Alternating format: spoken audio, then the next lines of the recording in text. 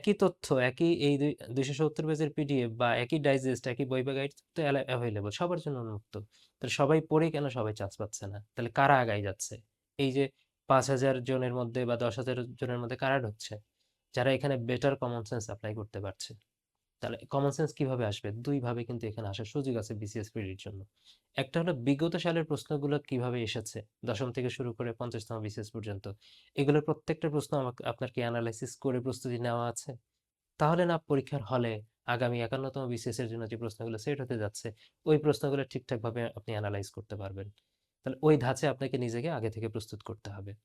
দ্বিতীয় common sense build up হবে কিসের মাধ্যমে? দ্বিতীয় মাধ্যম হচ্ছে বেশি, বেশি এক্সাম দেওয়ার মাধ্যমে।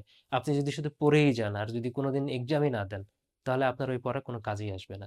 এবং বাংলাদেশের কোনো প্রিলি বা কোনো চাকরি পরীক্ষাতে আপনি টিকবেন না, যদি পরীক্ষা ঠিকভাবে না দেন। অর্থাৎ কমন সেন্স যদি এপ্লাই না করেন, অর্থাৎ কমন সেন্স যেভাবে ২ ভাবে আসবে, প্লাস নিজেকে প্রস্তুত করার জন্য ২ টা ওয়ে, বিগত সালের প্রশ্ন ভিত্তিক একটা দক্ষতা অর্জন করতে হবে সাথে।